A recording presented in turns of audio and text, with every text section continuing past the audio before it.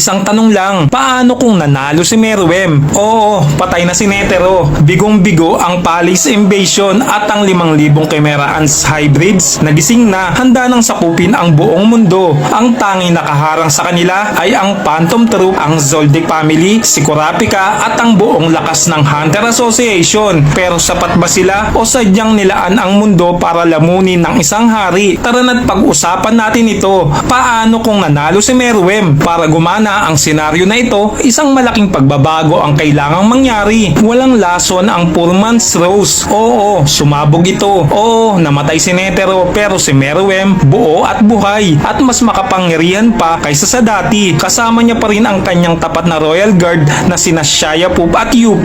Bagamat may kaunting pinsala, si Kimugi buhay pa rin. Ngunit sina Chito at Pito patay na. Si Pito pinulbos ni Gon, kaya isa na lang ang natitirang full strength Royal Guards, si Shayapub. Pero mas mahalaga rito ang naging pananaw ni Meruem. Matapos ang Palace Invasion, napagtanto niya ang dalawang bagay. May mga tao na karapat dapat mabuhay sa bagong lipunan. Karamihan gagamiting pagkain dahil kahit papaano kailangan pa rin kumain ng mga langgam. Kaya ngayon may tatlong pangunahing misyon ng hari. Una, pipiliin ang mga espesyal na tao na may diplomatic immunity sa kanyang utopia. Pangalawa, humanap ng lugar na para sa permanenteng human reserve. Pangatlo, at higit sa lahat, sakupin ang buong mundo.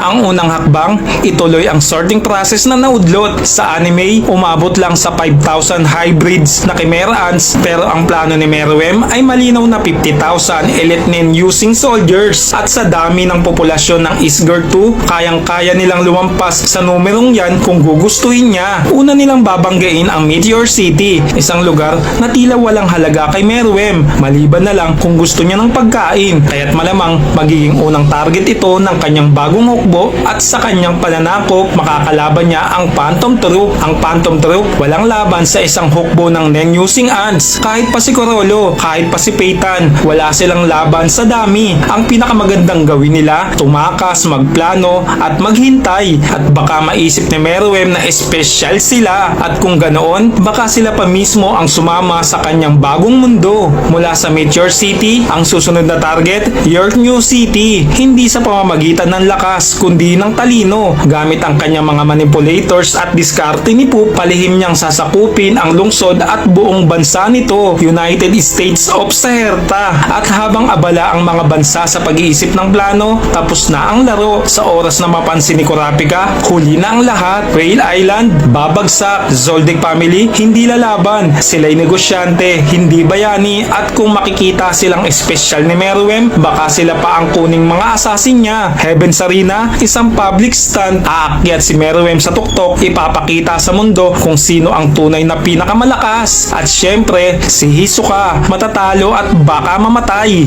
Hunter Association, wala nang laban. 700 hunters laban sa libo-libong elite ants. Kung si Pariston ang chairman, baka makipag-cooperate pa siya dahil gusto niya ng kaguluhan. Kung si Chidel, gagawa ng paraan para mas kaunti ang mamatay. Si Jing, adaptable, magaling, baka pa nga siya ang maging utak sa likod ng bagong lipunan. At kapag nakuha na ni Meruem ang suporta ng Hunter Association, susuko na ang natitirang B5 Nation. Sa paglalakbay nila, madidiskubre ng mga ants ang Grid Island. Hindi nila ito masasakop ng pwersahan, pero mahilig si Meruem sa laro kaya maglalaro siya. At kapag natapos na niya ang laro, siya na ang bagong boss ng Grid Island. Ang tanging hindi pa bumibigay ang Kakin Empire, kasama ang Nen Army ni Prince Benjamin at ang mga Mafia family. Pero kahit gaano sila kainteresante sa Succession War, wala silang laban kay Meruem. Ang mas mahalaga, makilala ni Meruem si Beyond Netero, at dito malalaman niya ang tungkol sa Dark Continent, ang tunay na endgame. Sa tulong ni na Beyond Netero,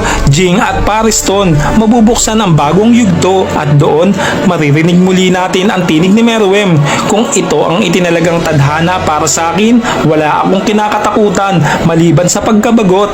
At sa ganitong alternatibong realidad, hindi lang mundo ang nasakop ni Meruem, pati ang kaluluwa ng sangkatauhan.